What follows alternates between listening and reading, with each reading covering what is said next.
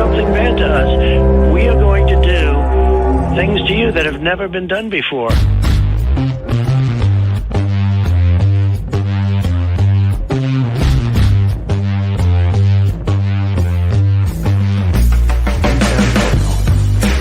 What the f*** is that, dude?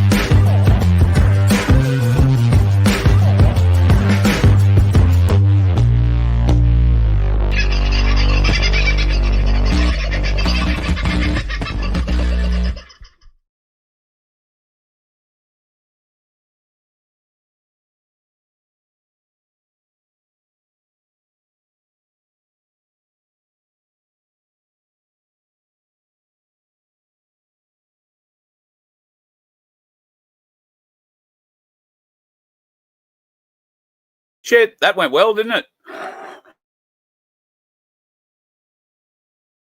Patience, folks. So, guys, one of the tragic errors that one makes just before going to air and deciding they need to clean their glasses.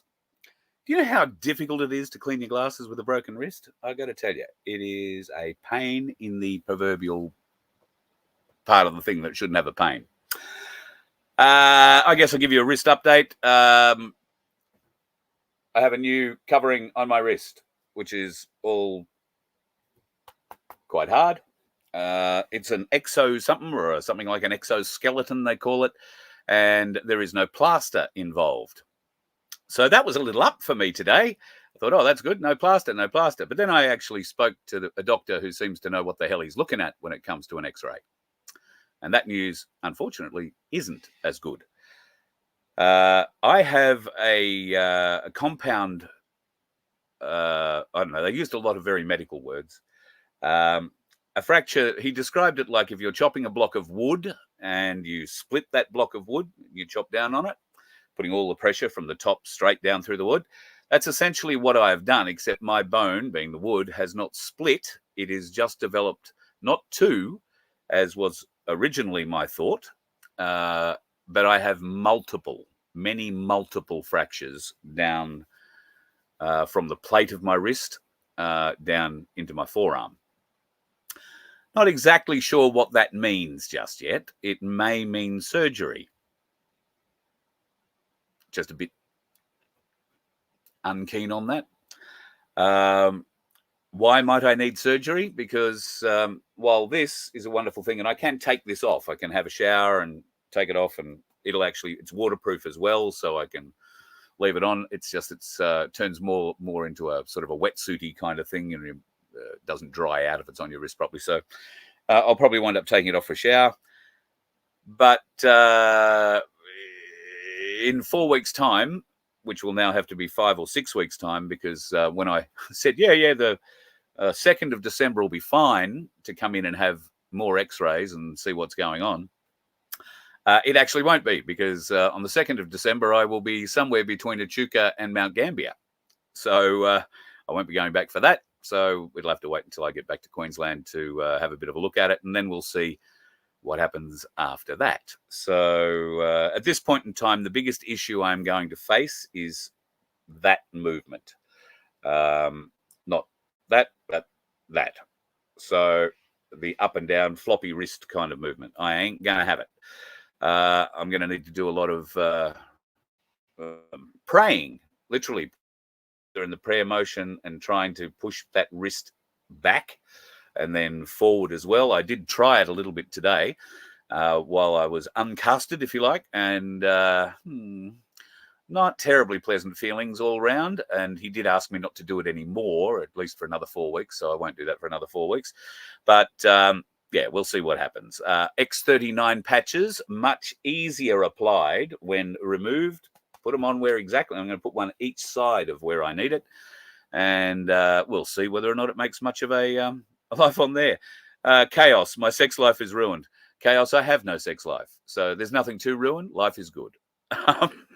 Don't worry about that. But nice of you to think of me. A little bit sick, but nice of you to think of me. Speaking of a little bit sick, David Hurley. For those of you who are watching on Rumble, you may not be aware of an upload I made on Saturday morning. I was a bit angry. I'm still ferociously angry at this moron who decided to email me back yesterday. Seems to think I overreacted. I may have. I was terribly offended at what he said.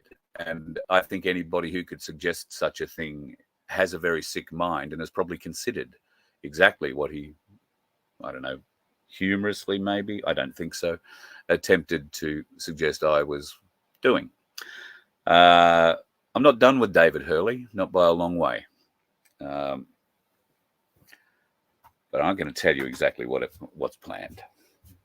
I should just tell you, though, folks, if you think you can send me an email and stay anonymous, when we really get a bee in our bonnet, we'll find you. And we're finding you, David. I might have some very official animal lovers turn up at your place and just see what sort of animals you've got that you've mistreated. Because by the sounds of it, you're a mistreater. But anyway, we'll see what comes forward. But yes, David, please, if you have half a brain, you reach out to me again. But I seriously doubt you've got that much brains. So we shall see what happens. Congratulations to everybody who went out over the weekend down to Canberra and helped celebrate the Canberra Standers 1,000 days in front of the Governor-General's. And I watched Guru's live, or 2 lives that I saw out of him. I think it was Saturday, might have been yesterday. I don't know. The days are a bit blurry. But it was great to see so many people down there, and a couple of the girls who've been there basically 1,000 days. Thank you so much for the dedicated work that you are doing. It was tremendous to see the level of support that you had there. I would have been there to be part of it, but unfortunately, this sort of screwed up little secret plans that I had going in the background and all sorts of stuff. So, yeah, I apologize. So I would have been there to help celebrate that magnificent milestone. But unfortunately, busted bits got in the way. What a bummer. How was your weekend? Did you get out and about and do things? Do you want a Josie update? I guess I can give you a Josie update. I'm not going to show it to you, but I have had some conversations with some people about keeping you up to date with what's going on with Josie. Unfortunately, a lot of people who care for animals attract mega Karens. And while I couldn't give a shit for a mega Karen, particularly one with a Pommy accent, who thinks they know better about our own marsupials after raising a hedgehog when they were 6 years old, I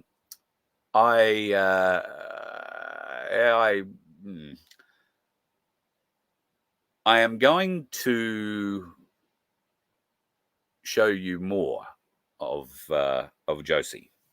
I'm not going to feature her terribly often or anything like that, but I think from an educational perspective, because there are wildlife carers needed all over this country, not just where I am. And over the weekend, yesterday, in fact, I had the very great pleasure of meeting up with the wildlife organisation that I'm working for now, and had a marvellous afternoon. I can't begin to tell you. I took Josie over to them because I wanted to make sure that she was healthy, that she's getting the feed that she should get, and doing all the things that a 7-month-old baby wallaby should be doing. And it turns out, yep, yeah, it's all going very, very well. So I'm really chuffed about that.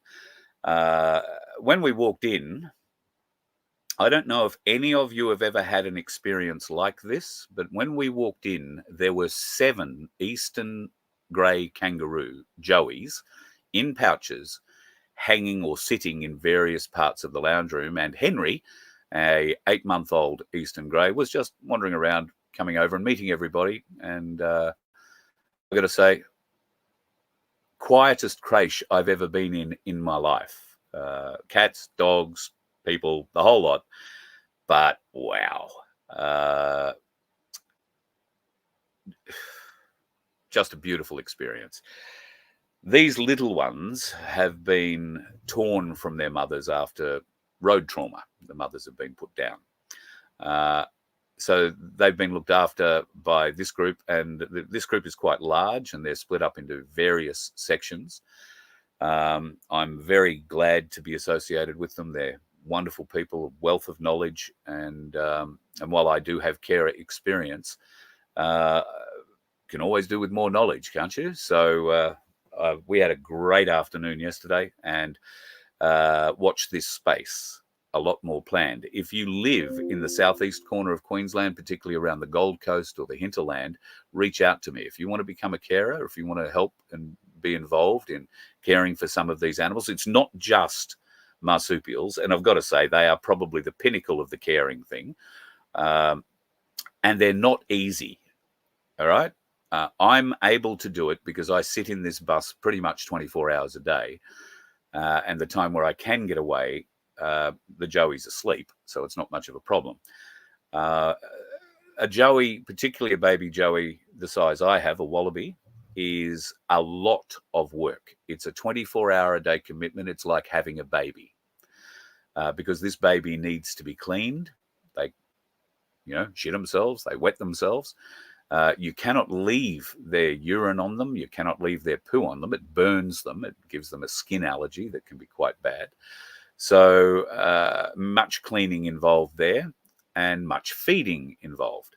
And of course, a little bit of exercise, because the vitamin D that they get from the sun is very important. So she gets out into the sun 3 or 4 times a day. She doesn't spend a great deal of time out there because she is still so very young.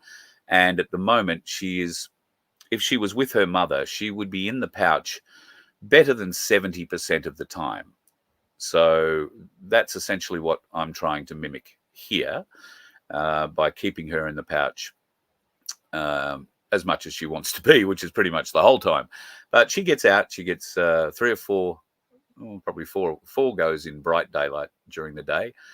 And I will film a little bit of that for you, because I got to say, there's nothing cuter, and you will not really appreciate how big she is. However, I've just seen something that I can maybe use as an example.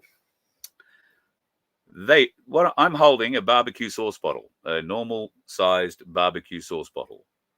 Her head would just reach to the top of that when she was standing on her 2 legs. That's how small she is.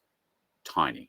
And interestingly, the eastern grey kangaroo that Henry, that we met yesterday wandering around, is the same age or thereabouts as the wallaby, but it's 2 foot high, very solid, and very active, out and about, and running around.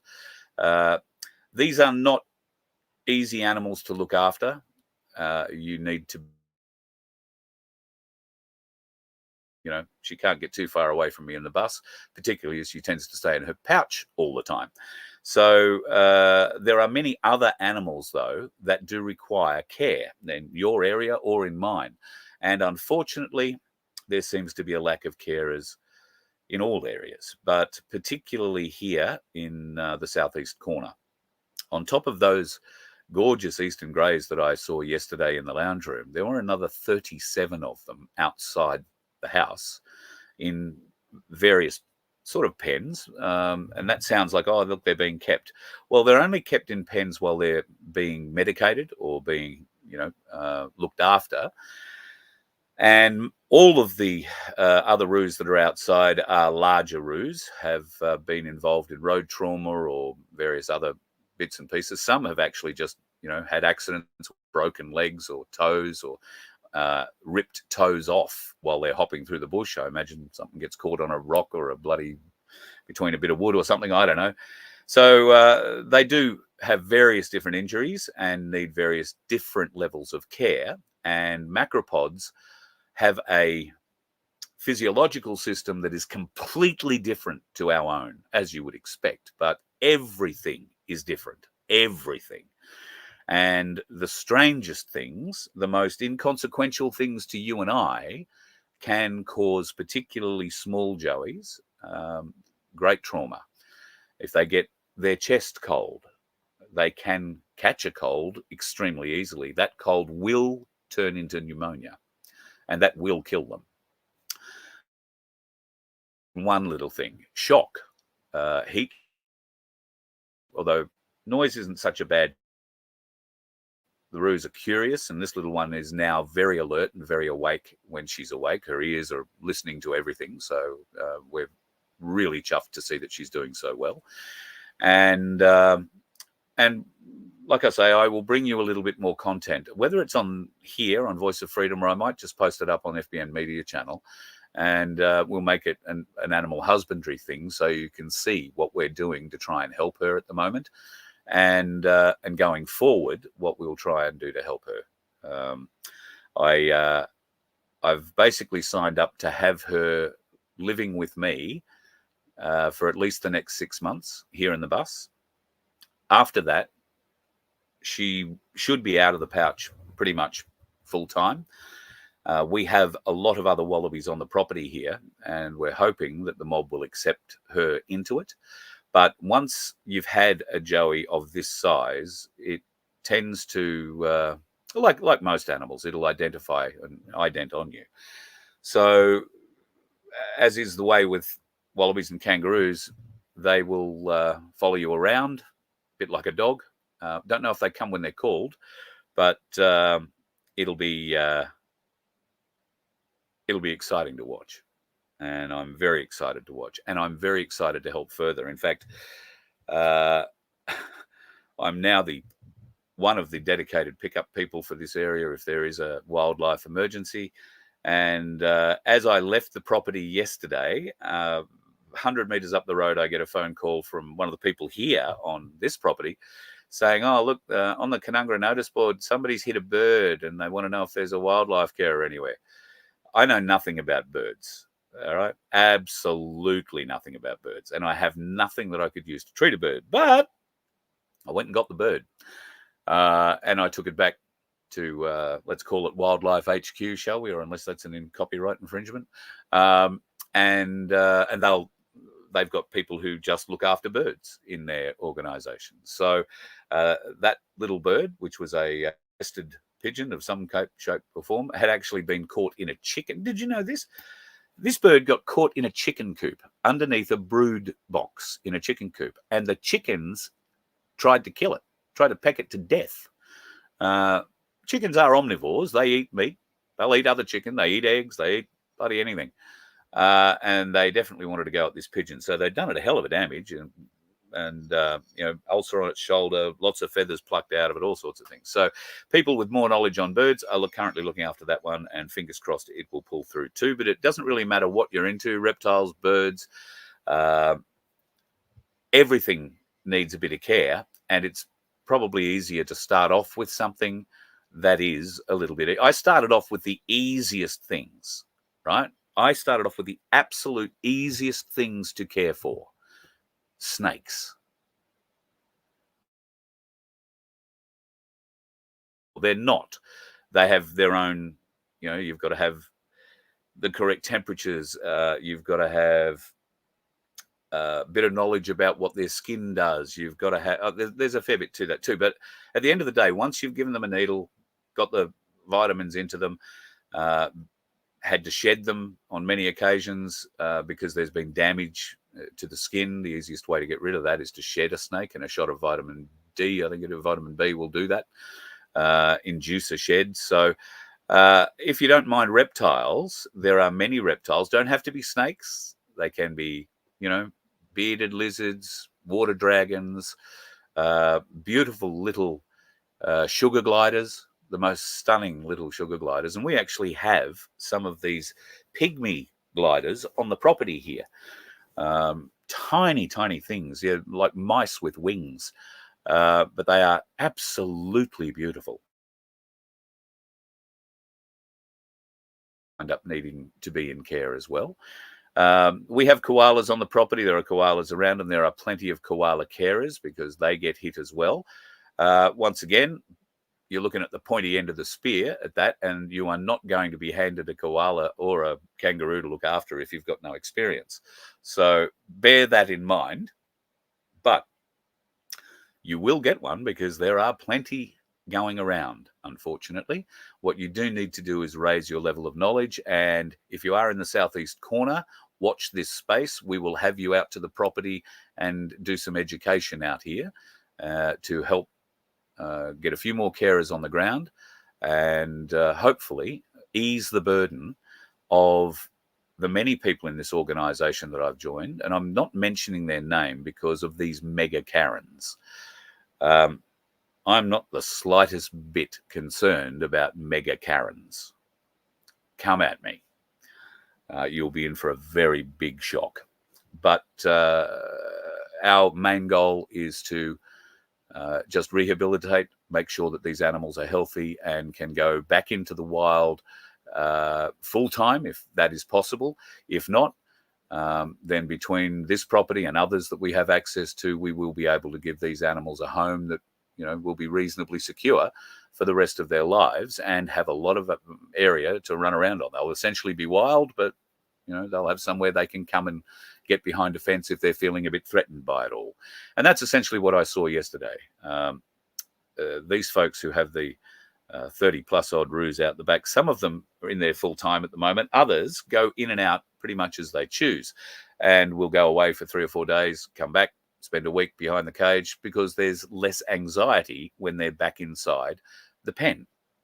But then they're free to go anytime. Out you go. So that's something I would really look to do. Why do you need a permit to take care of sick wildlife, Sunflower? What a very good question. It's not necessarily, although I do understand it's a great opportunity for the government to charge you another fee. And I'm watching a bloke in America at the moment who has a line of T-shirts he's selling. America, the land of the fee. Could work just as well here. Write that one down, Vince. Yes, you need to have a permit. But who do you get the permit from? Well, you get the permit from the bunch of Karens in the department. However, I think it's wise that people who take on these sorts of acts have some form of knowledge and training about it. And the department, by getting a permit or issuing a permit, means that you have managed to educate yourself to a point where, you can go, okay. Many people in the past, particularly rural people, have kept and grown these animals quite happily on their properties, nursed them back to health without any permits, without any wildlife organizations and anything like that. And it happens today everywhere. The big difference is most people don't have a show like I do and aren't talking about it in the public like I am. That makes me a target. That makes what we're doing a target, particularly to these mega Karens. And by all means, come at me, not the organization I'm working with, because I'm going to protect them as best I can. They've suffered their own trauma through mega Karens, I suspect, and they don't need any more of it. What we can do is help bolster the ranks. And I know that Sandy and Baz down at the Donkey Sanctuary in New South Wales, who I'm meeting today because they're well wrapped, that a man with a broken wrist could not get into it, not even, and I can't even reach it now, not even with my bestest, sharpest knife. I had to go and get somebody else to help me get into it. So thank you, guys. Got some Wombaroo formula, got a whole heap of new feeding bottles and a new teat, which I'm really chuffed for. The things you get excited about. But the teat I've got is, a week old, and she's starting to chew it, which is great because it means she's feeding herself. She squeezes the bulb with her teeth. But they're sharp little teeth, very sharp little teeth. And she's starting to cut into it. So that's going to be very useful. Whole heap of stuff that turned up there. And if you haven't already done so, can't reach with my left hand, I have a whole pile of stuff here from the Donkey Sanctuary. They release a newsletter called The Top Paddock. Please avail yourself and maybe sign up to join in on the newsletter. That would be ideal. And I'm just trying to find the bloody website now so that I can show it to. I'll dig it out when I've got two hands, or one hand and not talking to you. Be involved down that way. Sandy and Baz, obviously, I think it was it Friday or Saturday that we were talking about a newborn donkey, a little foal that had been born and was in urgent need of rescue. The mother had rejected it. Sandy and Baz did a marathon drive. It was what should have been a, say, 5.5 hour drive each way, wound up taking considerably longer for tragic circumstances. There was a big crash on the M1 down in New South Wales between Newcastle and Gosford. It seems somebody crossed onto the wrong side of the road. There was a big head-on. People died. So they were stopped on the side of the road, thankfully at a servo, for about 3.5 hours, put them late down to where they needed to pick up this little donkey. When they got there, I think they said it was about 36 hours old, or not quite 36 hours old. And it was in a pretty bad way. Its mother had rejected it. And mothers reject babies for all sorts of reasons, but usually because they know there's something wrong. Turns out this little baby did have quite a few things wrong with it. Baz and Sandy picked it up, put it in their van, and Sandy sat in the back with it, feeding it, nurturing it, doing everything she could to encourage it. They got it back to their vet, which is close to Newcastle, and unfortunately, the little one didn't survive. So sad, really sad. And can I just say, without delving into the details of it too much, it is the care that a baby receives in its early hours that makes the difference between its survival and its death. Unfortunately, this little donkey didn't get the care, even though the instructions had been given, didn't get the care that it required. And sadly, it died. It wasn't euthanized. I don't think. It died. So, and that's the other thing that happens if you're going to be a wildlife carer. Sometimes these gorgeous little creatures pass away for no reason to do with you. Shit happens, and you've got to be able to deal with that without getting too emotionally attached. Having said that, attached to this little Joey at the moment, little Josie, although I'd like to call her Pick, just because she's so cute and so dependent. But I'd be very upset if anything happened to her. But she is a wild animal, and I'm going to try and give her the opportunity to be as wild as she wants to be on this property. If she wants to go further away, she's very happy to do it. So anyway, that's the update on the wallabies. And if you want to be involved in caring in the southeast corner of Queensland, if you're on the Gold Coast, if you're in the Gold Coast hinterland, or anywhere out Boonah, Canungra, Tamborine Way, please reach out to me, carl@vofhq.com.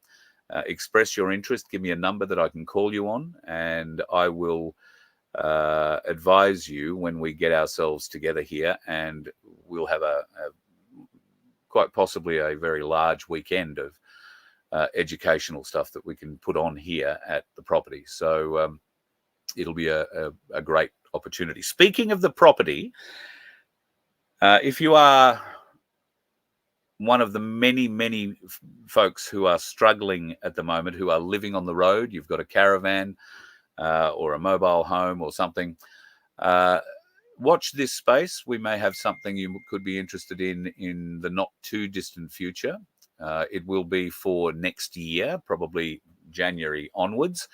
We're in the throes of just organising and putting the final touches on what we require and what we're going to be hoping to show you. We may be able to give you an opportunity, some help, a bit of a lift up, and in return you might be able to help us out. You never know. But we are going to have a pretty big announcement around here in the not too distant future, and I'll have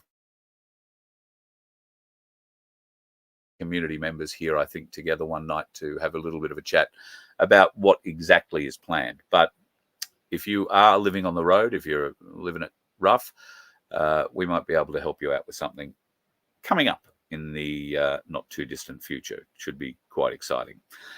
All right, shall we have a little bit of a look at what's going on in the world? I was going to show you this last week and forgot all about it. Who was that kid under the orange arrow or the yellow arrow? Well, better still, who was the bloke on the right with his arm around the kid in the middle? Well, the bloke on the right is General Patton. The kid on the left, they're saying, is Donald Trump. However, Donald Trump's father could be Patton. Does it get a little weirder?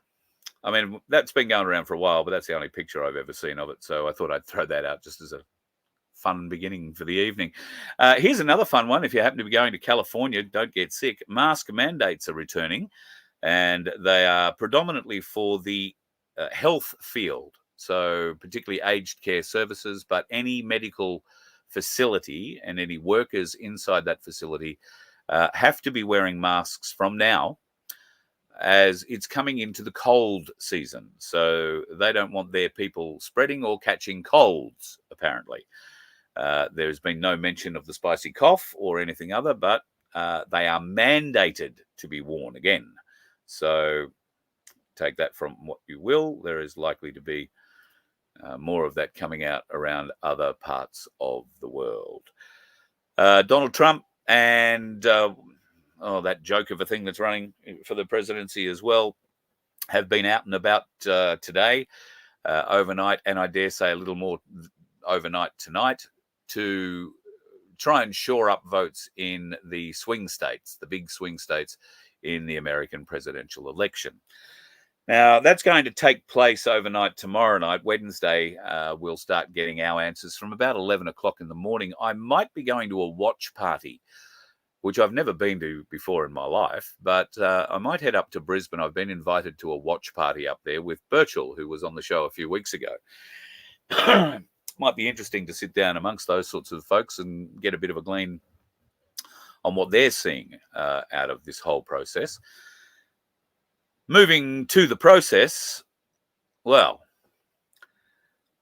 the steal is on. How are they going to steal it? Why are they going to steal it? And everybody seems to be very focused on the fact that the thing they're going to steal will be the presidency. I have a different opinion. I think the presidency is too obvious to steal. Too obvious to steal. And there will be significant consequences for that steal regardless. This is where I start opposing my own arguments. I saw a video the other day where one of the Democratic congressmen was proudly telling whoever would listen that they were going to stop Donald Trump from becoming president, even if he won in a landslide, using Article 3, or I beg your pardon, Section 3 of the 14th Amendment. Now, I don't have the amendments here written in front of me, but essentially what that means, the 14th Amendment stipulates that Section 3 stipulates that no insurgent can be given a government office of any kind. That means you cannot work as a clerk, you cannot get a job as a street sweeper for the government. You are not allowed to work for government of any kind if you are an insurgent. And if you go back to the media, and the Democrat squeals like a stuck pig for the last 4 years, they have done nothing but try and show Donald Trump as an insurgent from the January 26, 2021 speech that he made prior to everybody heading off to the Capitol and essentially being invited into it by the police who were on duty at the time. Most people walked through there quite calmly. And as it is a people's house, they had full right to pretty much go anywhere. The most interesting thing you might remember to come out of that were a number of Democratic laptops that went missing during that whole lockdown process, where the Congress and the senators were all locked up in a secure room under the Capitol. But when that emergency message came through to run down to the lockdown room, they all left their laptops on their desks and left them open.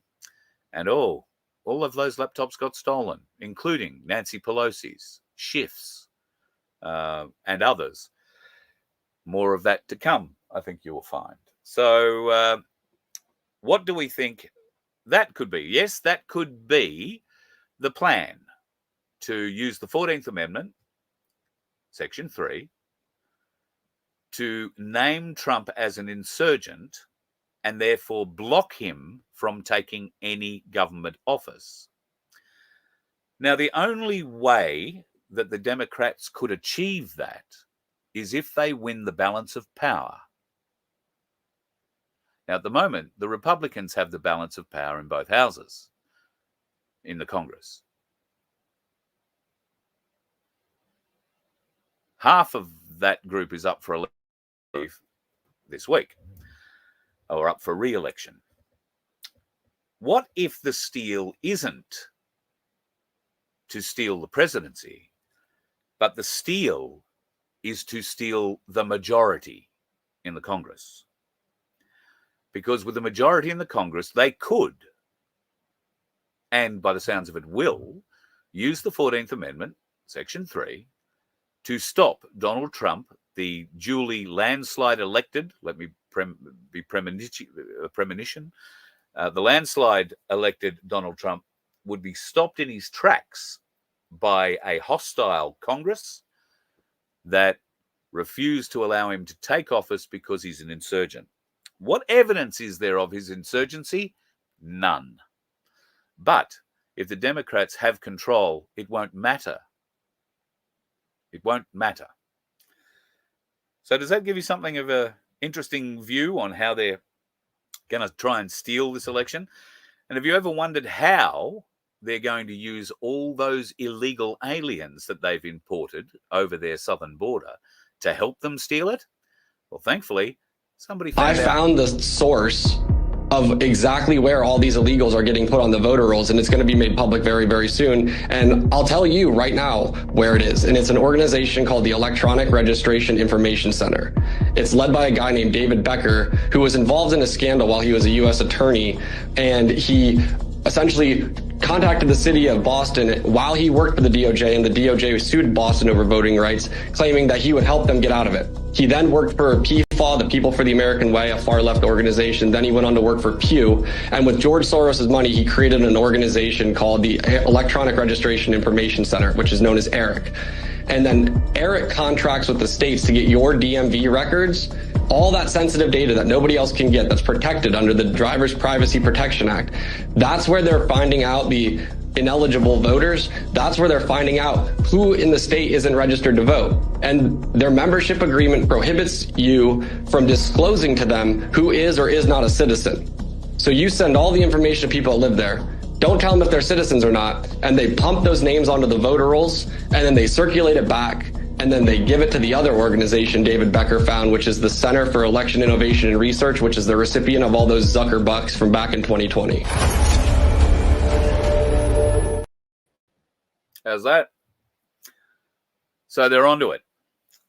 Now, there's been another suggestion about what's happened with this election, and that the Democrats, or essentially the, let's call them the Black Hats, are in a catch-22 situation. The catch-22 situation presents along these lines. If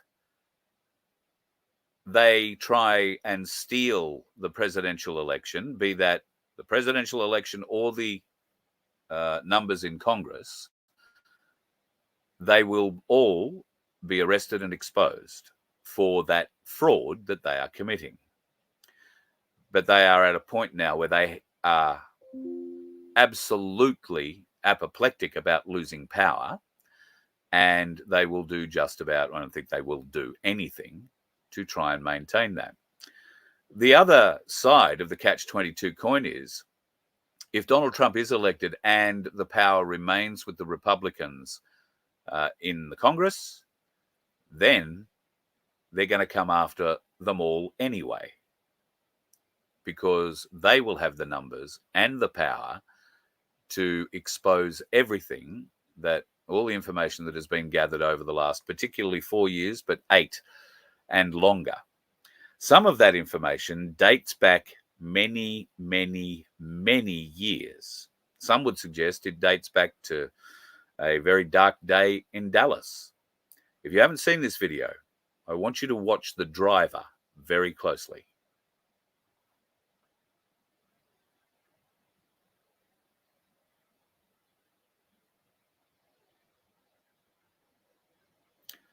Watch.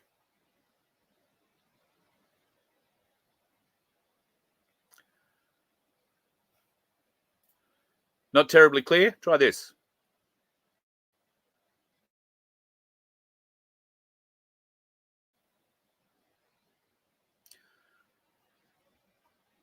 The interesting thing for me here is that these are different angles of films that we haven't seen before.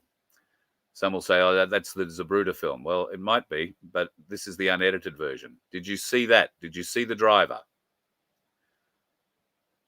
It was the driver of the limo that turned around and shot JFK in the head. He used a gas-operated assassin's pistol, and that is the undoctored video. The Zabruta film was doctored, and you can tell that because there is a tree in the background of that as the car is passing by. But in the Zap film, you only see half the tree. It's floating in midair. So, interesting that is now back out in front of us again at this particular time, highlighting what happened. So, I'm all for the exposure, and I'm pretty sure it's going to happen. And can I tell you that there are a huge amount of people in the world who appear to be resigning. Big, well-known, very famous people who are resigning from positions of power on boards for really weak reasoning. And some are just walking away from their jobs. Now, I'm not suggesting that all of these people have been, involved in nefarious shit. Not by a long way. I just find it rather interesting. And one of the names that really leapt out at me on an international video that came out today, and I haven't had time to edit it. The video is actually quite long, but it goes through hundreds of people who have, in the last 2 weeks, resigned and walked away from high-paying corporate jobs to unexpectedly, all unexpectedly. This wasn't meant to happen. We weren't expecting people to walk away. A lot of them are doing just that, including in Australia. Mark Scaife, for V8 Supercar fans, has resigned all his positions with Race, the company that owns the rights to V8 Supercars, and supercars in general. He's part of them. He has not resigned his position with Fox News or Fox Sports, as he is getting a few dollars out of them too. But will he be on the television anymore? I don't know. There are a few media people resigning, including one of the ones I used to work with on the Sunshine Coast. And I've got to say, that's a hell of a shock to me. I thought that she would be there for ever and a day. But no. Out of the blue, decided to quit. So good luck to her. I hope all things go well. And I'm not suggesting that she's involved in anything at all, but she really did enjoy hanging me out to dry because I didn't believe in the jabs, and I wasn't going to read a live commercial in a breakfast show that encouraged you to go and get a stick shoved into your brain, particularly a stick that did a test that wasn't conclusive to anything other than, it can break the barrier between the blood and the brain and leave some toxic substance that stick was dipped in up your snoot. So, of course, she was also highly involved in the vaccination process and got jabbed up the wazoo. I don't know how many eventually, but didn't show any resistance while she was talking to me about getting the lot of them. And I really do hope that she is well. I hope that she is well. I hope she's not, quitting because of health issues. Wouldn't surprise me, but I just hope that isn't the case. I hope she's just decided to retire, and good luck to her if that is the case. Wonder if there was a bonus involved, as there has been for many other media people who have decided to quit in the not too distant past. Moving on, Dan Andrews has come out and responded to accusations of, he's responded to the news that's come out about the accident that he and his wife had, put a young bloke in hospital, nearly killed him. And, well, let me play the Channel 9 story, but there's something at the end of that I want to bring to your attention. Daniel Andrews has responded to the audio recording of the 000 call he made following a collision with a teen cyclist. The former Premier again denied any wrongdoing, saying the tape confirms his version of events. Dougal Beattie reports. In Ridley Street, Blairgowrie, then opposition leader Daniel Andrews' emergency call for help. Okay, and what's the problem there? Tell me exactly what happened. We've turned right into Ridley Street and a kid's come flying through on the bike path. Yep. And we've hit him. Describing the aftermath following a collision with 15-year-old cyclist Ryan Muleman in January 2013. And is he conscious? He's conscious, but he's in a lot of pain. Does he appear to be completely awake? I can't answer. I think he's a little bit groggy. The Andrews family was coming back from the beach, his wife Kath behind the wheel. Ryan's father Peter says that emergency call was made 6.5 minutes after the crash. Absolutely chilling to hear the incident over again and picture my son lying there in the middle of the road bleeding out. And he says the audio contradicts the former Premier's statements. He hits the side of the car, he's then into the windshield. It vindicates my son's version of events. But Daniel Andrews today hit back, saying in a joint statement with Kath that the recording was consistent with previous statements. The cyclist came flying through from the bike path at Ridley Street and T-boned our car at speed. While we are sorry that the cyclist was injured in the accident, we did nothing wrong. The Muleman family want Victoria Police to reopen the investigation into the crash. They also want Daniel Andrews' phone records from that day as they sue Slater and Gordon over the handling of Ryan's compensation claim. The police investigation has since been examined by IBAC and Professional Standards Command. Dougal Beattie, 9 News. Did you hear that last little bit? Slater and Gordon handled the negotiations for the compensation payout for the kid.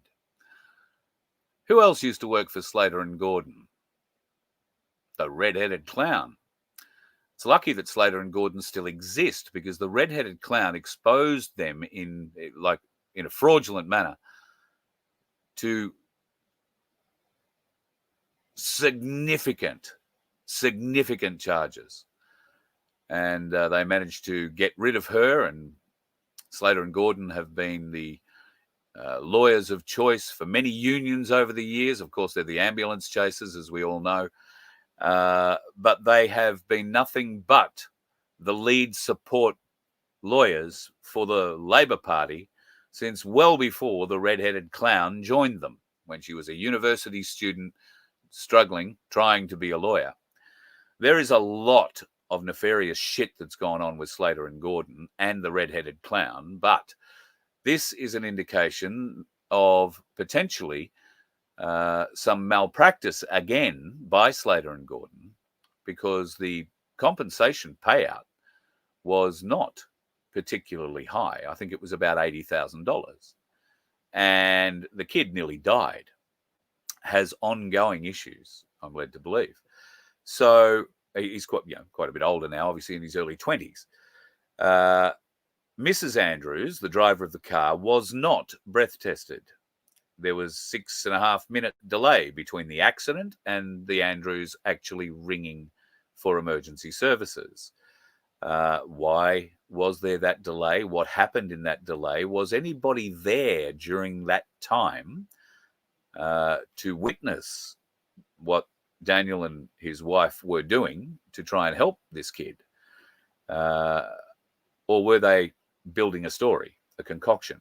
Now, I haven't really had a good look at the damage on that car. There's only one picture to take a look at, and it's only up there for a brief period of time. It doesn't show the whole car. If that bike came from the side, as Andrews, I think, is alluding to, that kid doesn't look big enough to have made the size hole on that windscreen if he's coming from the side. There's not enough of him. You see the shoulders of him lying in bed?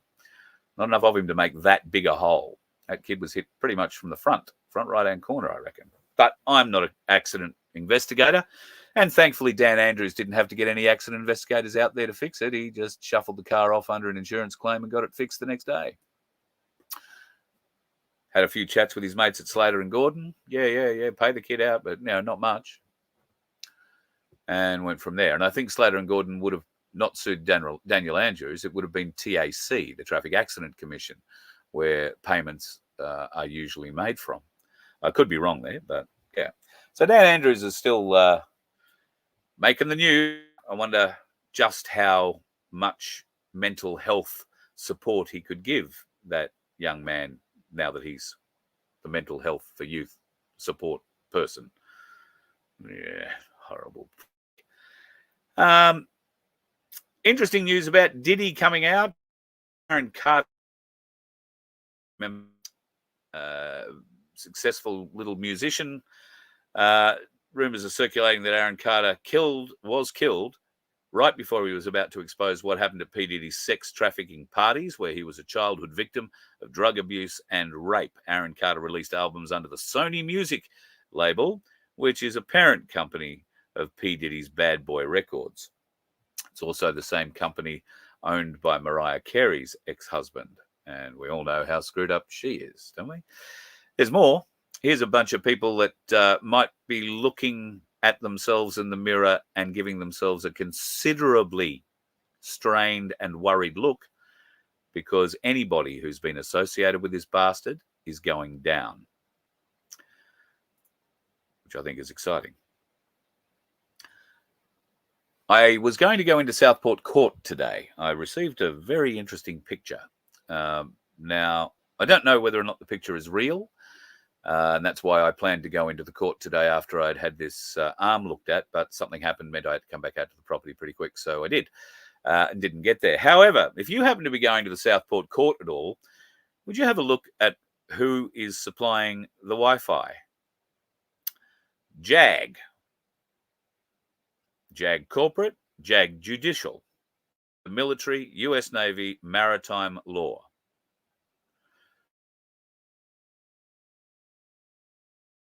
Have been added. But JAG Corp and JAG Judd are listed as the available Wi-Fi networks, apparently, at the Southport Courthouse. Why would that be, I wonder? If you're going see that. I won't be down back on the coast again, I don't think, until might be Thursday or Friday before I get back down there. That being the case, I will make every attempt to try and get back in there myself. What's going on with Israel, Iran, and America? Well, at the moment, I think Israel is ducking and weaving. I think Iran has the capability to wipe Israel off the face of the earth. Without America, Israel's stuffed. And I don't even know that with America, Israel will survive what the Iranians could do. I do not believe the Iranians are our enemies. They've not done anything to Australia, as far as I can tell. I understand they have a few issues with the Israelis. The Israelis seem to have a few issues with anybody who doesn't agree with them. They are the aggressors. They lost less than 2,000 people on October the 7th last year when they were attacked by Hamas. But now there are over 70,000 dead Gazans. And now they're moving into Lebanon. Do you think Israel plans to stop? They do not. They want to control the Middle East. They have been very open and very clear about it. They are going to keep blowing up doors and killing people until they gain control of that area. The only way they will be able to gain control of that area is to wipe out Iran. And like I say, I just don't think they can do it. They think they've got the world's best weapons. Iran has been so paranoid about Israel for the last 50 years that they have been building and building and building and building and building and building and building, stockpiling all of their weapons. That means they've probably got weapons ready to go in A1 condition that were made 40 years ago. They will be out sort of stuff. However, they will also have a lot of newer weapons, and they certainly have a lot more self-protection weaponry than Israel was aware of. A lot more early warning systems, and their radar systems are quite spectacular. From the reports I've been getting, they use something called an S-300. There is an S-400 and an S-500 version. Iran, these are Russian sort of radar systems, search, acquisition, fire control systems.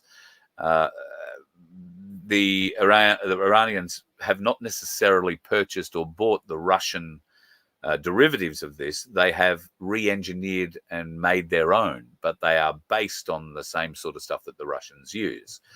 This is why America has not entered the war with Israel to the extent to which it could just yet, because it is a proxy war, and the Americans get to see what one of Russia's closest and most powerful allies has by way of defense and offense in military equipment and personnel. And I think they've shit themselves, because they've realized that if the Israelis can't knock over the Iranians, then the Yanks are very unlikely to be able to knock over the Russians, plus the Chinese, plus the North Koreans. Plus, I suggest if BRICS goes any further, you will see countries like India joining the fight on Russia's side. BRICS, of course, growing madly. India, of course, just been celebrating Diwali. I don't know what the hell Diwali is, but Albo seemed to think it was a good thing he had to be at and made his way there. He looked terribly nice in the hat, looks really good in the hat, managed to cut the hat, and all that's really good. We have a lot of Indians in the country. Our doors are wide open to them at the moment. And guess what? Now they're demanding that we, Australia, have a public holiday for the Hindu festival of Diwali. Are you surprised? Really? Demanding an Australian public holiday for a Hindu festival. Multiculturalism was a beautiful thing when Gough Whitlam decided to kill the White Australia policy. Now, I know the White Australia policy, for people who don't understand what it actually was, sounds offensive. But it was what allowed us to keep our heritage intact in this country. Because predominantly, until 1973, when Gough got in, predominantly, not entirely, but predominantly, Australia's imitation intake came from Europe and a Western civilization.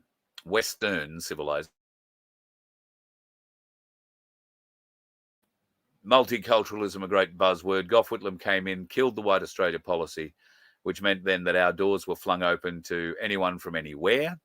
And in the interim time, from 1974 to today, you have seen a watering down, a complete watering down of the screening process to be allowed to come and settle in this country.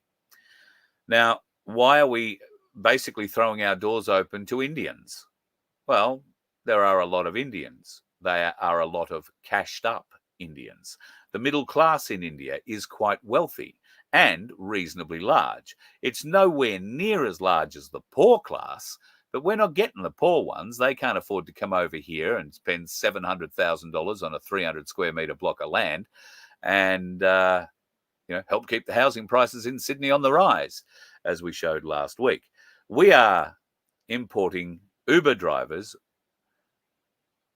who now want a public holiday for their religion, one that isn't celebrated widely in Australia. Up until now, when, of course, we've got probably more Hindus than we have Sikhs, or more Sikhs than we have Hindus, and occasionally they'll come together and either have a fight or have a party, and we've got to deal with it.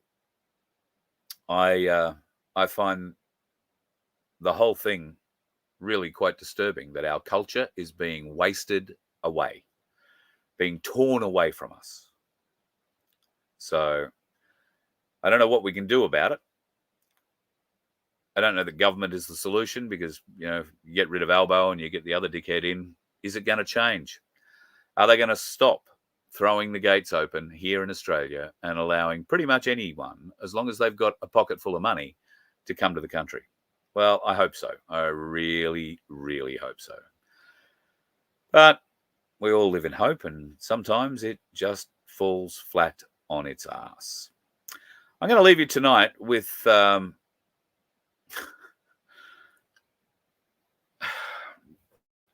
chimeras, hybrids.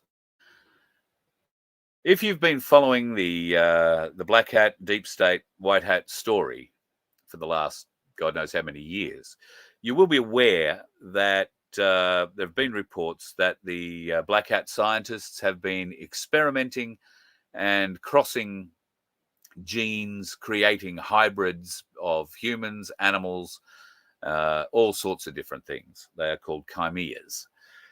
I haven't analysed this in any way, shape or form, and I can't analyse it because it's not the original video, but have a look at this.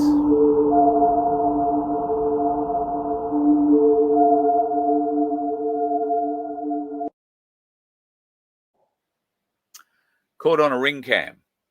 Now, Halloween was just recently. That's a hell of a costume if that was a Halloween.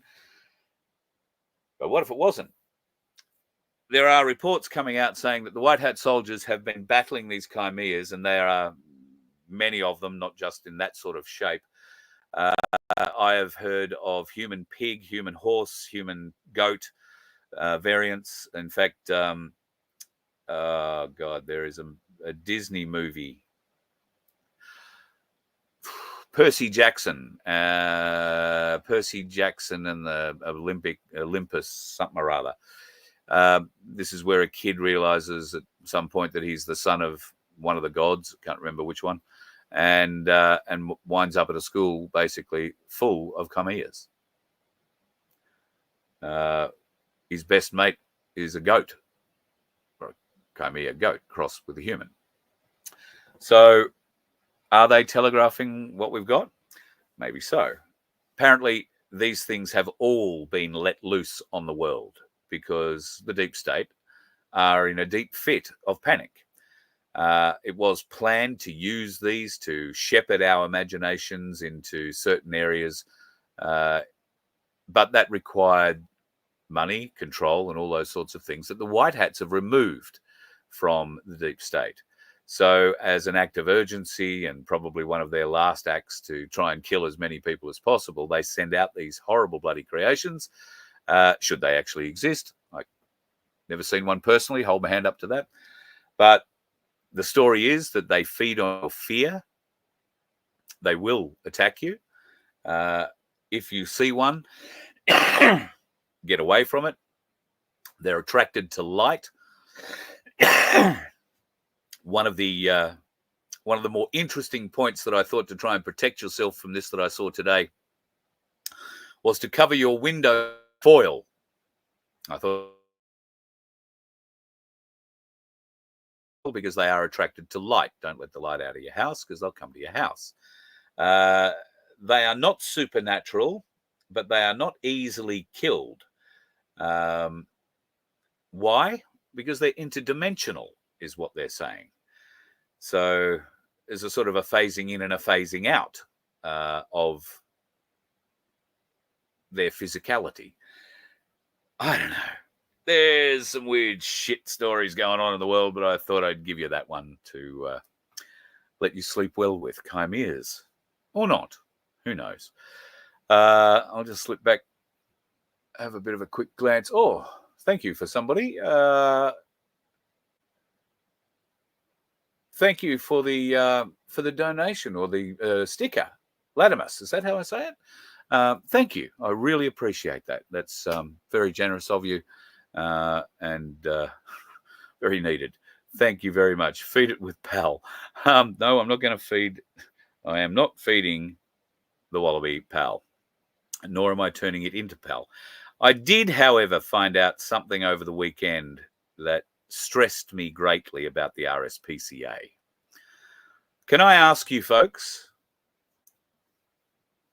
if you want to donate money to wildlife, do not, I'll say it again in big letters, do not donate to the RSPCA.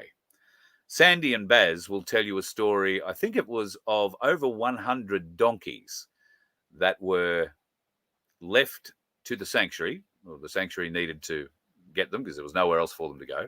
Those donkeys were in Queensland, in fact, on an island off Queensland.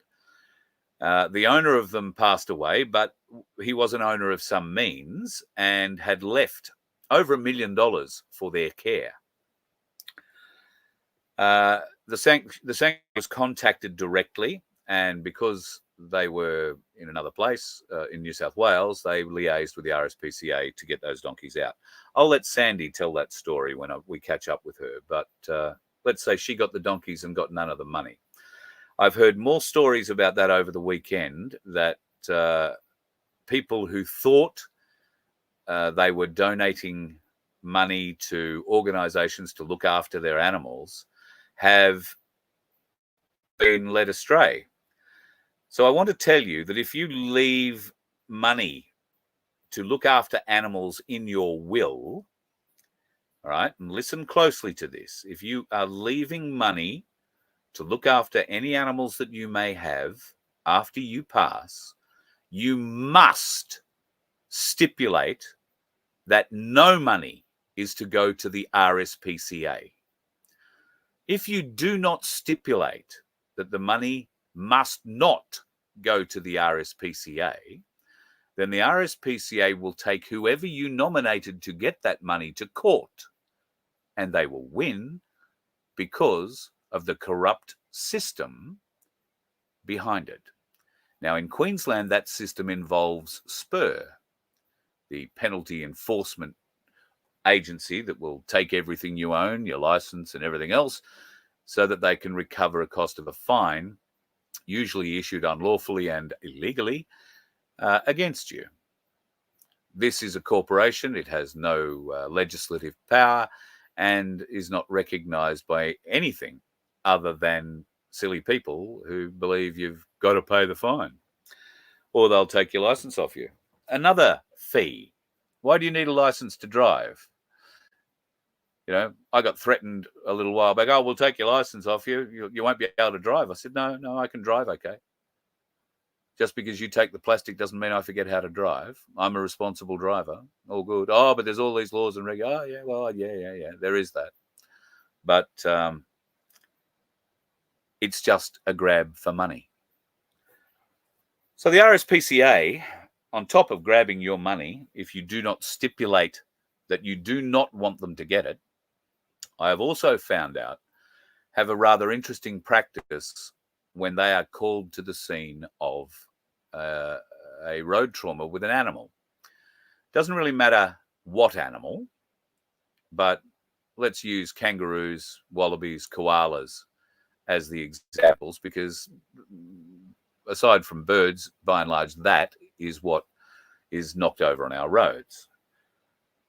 If the RSPCA are called to attend something like that, and if I had have stupidly maybe called them about this little one, they would come, they would take it, and because it's under a kilo, they would feed it to their snakes alive. RSPCA keeps lots of snakes, got to be fed. I understand that. But they will take any animal under a kilo, it's alleged, goes straight to the snakes. I was horrified. If that is the case, and I've rung the RSPCA today and asked for an interview with the head of the RSPCA Queensland to find out if this is the case. I haven't heard back. What a surprise. So bear that in mind whenever you think of helping an animal. The RSPCA will not help your animal beyond what it, has to do. But if there is money attached to that animal and you planned on giving it to somebody who really was going to look after your animals, then you will be rolling in your grave to know that the RSPCA will fight tooth and nail because they believe any donated money to look after animals belongs to them. So, yeah, I won't be out there to try and help raise money for the RSPCA anytime soon. But the wildlife organisation that I am working with, very happy to help them. And there are costs involved. I mean, vet care, while there might be a discount, I don't know, is still expensive. And that is something that Sandy and Baz suffered the other day with the young donkey foal.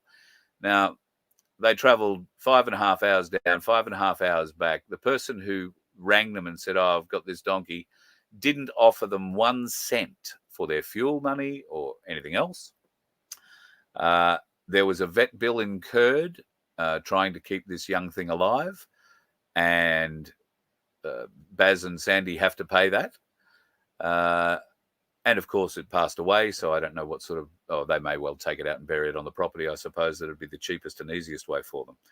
So, if you want to throw a few bucks around, then look out for the Good Samaritan Donkey Sanctuary in New South Wales. They could certainly do with it, and I got enough feed to get this little one through for a little while, so we should be okay for at least another few weeks.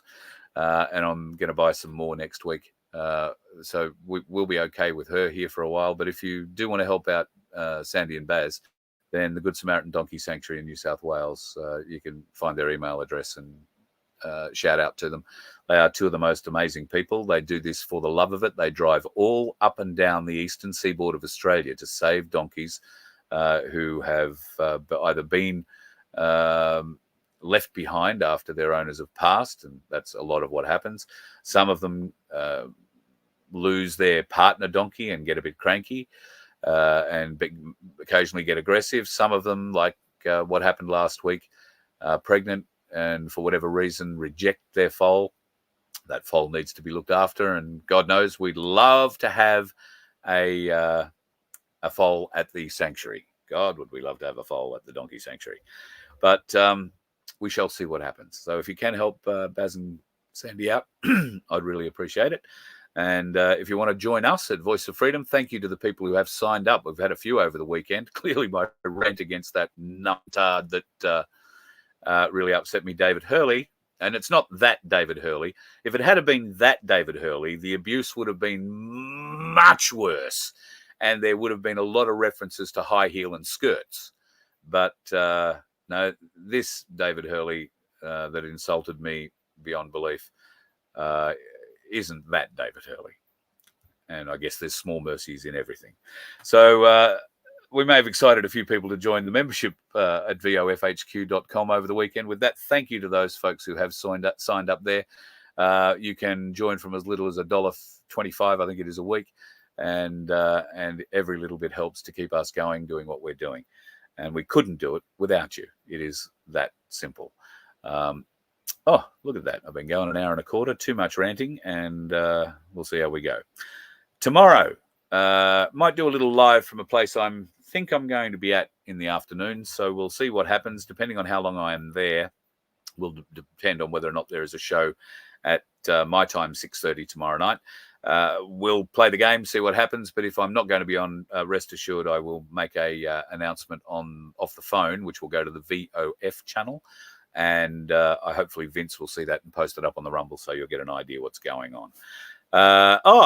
There you go. Hey, folks, Sandy says you can DM her. I didn't see you in the chat there, Sandy, while I was raving on about you. So do donkeys kick dogs? Do bears shit in the woods? Donkeys would kick a dog, but I've seen a donkey pick a dog up and carry it in its, not nicely, running around a paddock. Donkeys are very protective. They are great animals to stick in with your cow herd or with your sheep or anything like that. If you've got foxes and any kind of predators, donkeys are great guard dogs, put it that way. But you don't really want to have them around dogs if you can help it. At least that's my basic understanding. Sandy may well correct me. I'm sure if your dog is brought up with them, they'll be all good. But there are places you can stand and places you shouldn't stand, and then we'll go from there. Carl needs to read the comments. Yes, thank you. I can't read and talk at the same time. You know, you see me look over here and everything stops here. So, yeah, I apologize. So hopefully, Sandy, you've thrown up all those details in there. What have you got up there, Starseed? That's a big one. Supreme Court overruling in the IS versus FDA has gone through. Carl, med beds are on their way and the FDA can't stop them from coming. Right. Well, I guess we'll wait for the other Supreme Court decision, the Brunson decision. That's coming, folks, and that's going to be a big one. When is it coming? I would have thought before the election would have been ideal, but what the hell do I know? Have yourself a good day, folks. Going to even better night. Be safe on the roads. The dickheads are out there. I've avoided most of them today. I hope you did too. You let one ant stand up to us, then they all might stand up. Those puny little ants outnumber us 100 to 1. And if they ever figure that out, there goes our way of life. It's not about food. It's about keeping those ants in line. That's why we're going back. Does anybody else want to stay? Let's rock!